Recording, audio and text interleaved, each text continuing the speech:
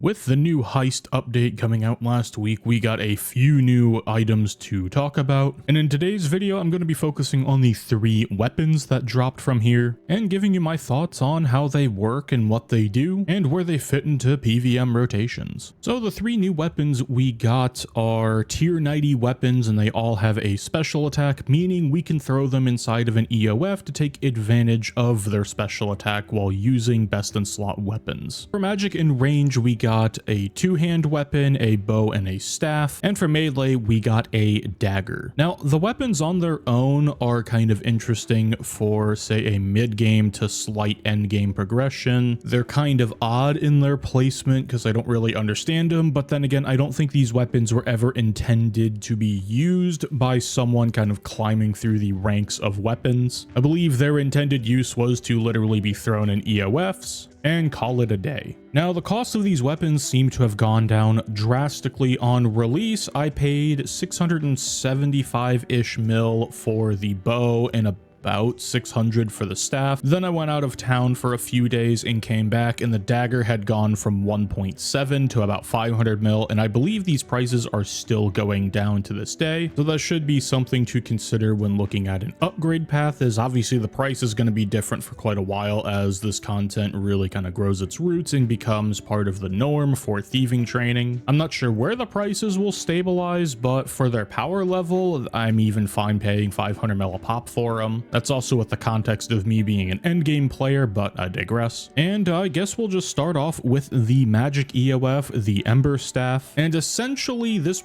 pretty much works out as a direct replacement for the Iban staff. Now where this differs from the Iban is if the boss is full HP or whatever target you're trying to hit is full HP, Iban will technically do more damage, but as the target's HP goes down, you will do more and more damage, and you quickly approach the 30k hit cap with magic, especially if you're in something like a Sunshine or a Metamorph. The main benefit of this staff is that it's 35% adren cost instead of 50% adren cost as a base value, so it's much easier to weave into magic rotations when you want to dump a little bit. The main thing to consider, and something that takes a little bit of getting used to, is I believe Iban was hitting on tick 1, and what I mean by that is when you actually press the button to do the special attack with Iban, 1 tick later that hit shows up on the target, whereas this special attack does have a longer animation, and I believe it is tick 3 when it hits. So essentially when you're going to press your next ability, that is when the damage will show up. So there is a little bit of a learning curve and getting used to the hit timing of this new special attack, but in general it's just a direct upgrade to the Iban EoF. Now when it comes to magic EoFs in general, a lot of people kind of seem to be on the fence. There are some people who are like pro ABS, other people like me, I think it's kind of mid and I don't really like it because the damage itself is so bad and you're essentially just farming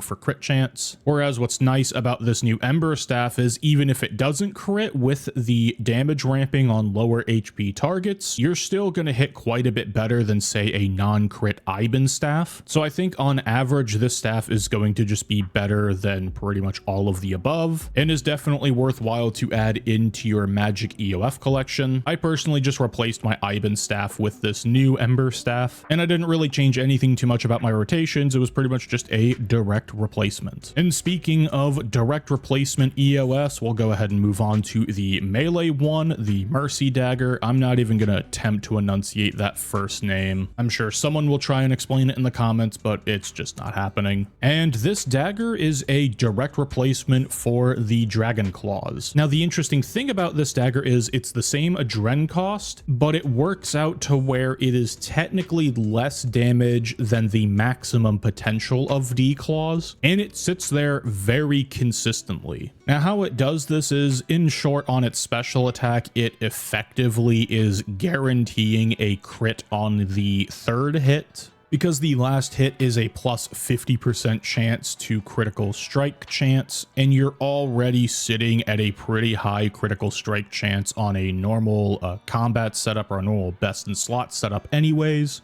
and it stacks with the plus 25% critical strike chance on hit 1 and 2, so it actually is just a guaranteed crit on the third hit. So when you have something like Nami or Meteor Strike or Incendiary Shot active, you're guaranteed that adrenaline refund. Whereas before, if you hit a Dragon Claw and nothing crit, it felt kind of bad, but at least this one has a guaranteed return on investment. And hit number 1 and 2 will consecutively get a 25% critical strike damage increase. So if those 2 hits happen to crit, which they still have a very high chance of doing so in the first place, when I use this at Karapak, if I find some footage from the stream, I'll throw it up on screen. But on phase 1, when I am just spamming my 3 or 4 daggers inside of Natural Instinct, it's pretty much just critting all over the place. I'm getting all of the adrenaline refund that I need, and this is where a lot of the consistency is coming into play, because you're able to just get all of the adrenaline back and it's not really affecting anything, especially under Natty Instinct, because you're getting 16%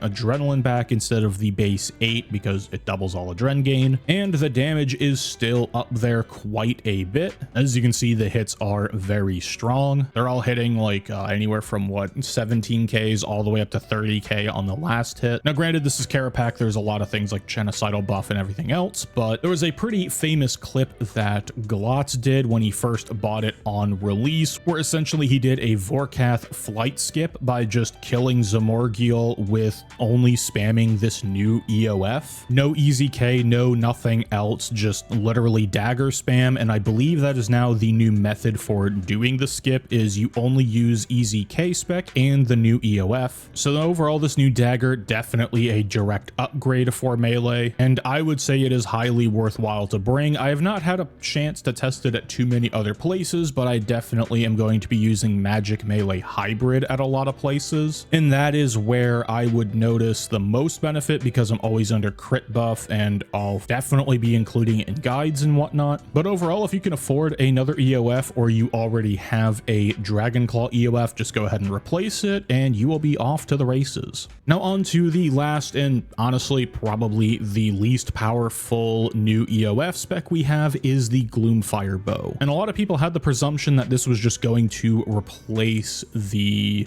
Dark Bow EoF. However, with range, you have to consider the fact that Bow of the Last Guardian works off of stacks, and it's all based on the number of hits that you're doing. And Gloomfire Bow is a 3-hit spec, whereas Dark Bow is a 2-hit spec. So if you try and just direct replace this, you're probably going to see a damage loss, because the first 2 hits on the Gloomfire spec are very weak, but the last one is very strong. So if you line a Gloomfire spec up properly to where the last hit is proccing the perfect equilibrium on your Bow of the Last Guardian, it is a damage upgrade over Dark Bow. However, with range rotations being so calculated as they are, it's very hard to just direct replace the Gloomfire Bow into a ranged rotation. But it is definitely something you want to bring, because on the first rapid fire, you're probably just going to want to use Dark Bow with Snapshot into a Gricko with a Wenspore, so that way you can keep all of that the same and you'll get the incendiary shot out that you need. By the way, I am going to be doing a range DPS guide after this video, so if what I just said doesn't really make any sense to you, the DPS guide will be coming out soon that will explain all of this in more detail. But what I found is on the second rapid fire of a Death Swiftness rotation, I found it to where I was ending on 3 stacks, so I could use something like a Zami Bow or a Dark Bow EoF to get me onto 1 stack. Then I would hit the Gloomfire, and then I could do something like another Gricko into another Dark Bow if I really want to pump damage, or if I want to keep some of my adrenaline, I could just hit a Zebo spec. Or if the target happens to be a 5x5 or larger, you could easily throw an SGB into the works. And that's not to say this is a weak special attack by any means, but a lot of people are confusing it and thinking it is a direct replacement, whereas it is now just an addition to ranged combat. So yes, range is now the cursed style with 5 EoFs that you're going to bring, and probably 3 different arrow types. Although in general, the combat style isn't difficult in terms of execution, because you're not really ever pressing more than 1 or 2 inputs on each global cooldown, and you're not really doing any off global cooldown things with ranged. It's more so just a giant knowledge check and memorization rotation combat style with not as much room to improv as other styles, and that's where people get a bit confused because, you know, magic and melee do have a decent amount of improv to them. Magic in particular has a lot of improv to it, but range is very much a calculated combat style that has just, again, a lot of knowledge checks to it. But I did overall enjoy using the Gloomfire bow in a couple rotations. I haven't been testing it too much because I'm mostly waiting for people who understand the range combat style a lot more to figure out where on single target you can implement it a lot more other than just a single press in the second rapid fire. But as far as I'm aware, no one's really calculated that out yet. Now, this is just an idea I had on EoFs in general, and there are some things that need to be considered because in some cases it would be an extreme level of power creep. Basically, if you're able to use like zealots at a place or a salve amulet at a place, this would be quite a bit of a power creep increase. But if I was able to take some of these EoFs and just right click and say there was a sacrifice option, or there was some NPC I could go to sacrifice my EoF with the special attack inside of it so that it was converted into an ability somewhere in any of these ability books. Like say I sacrificed this one, which is my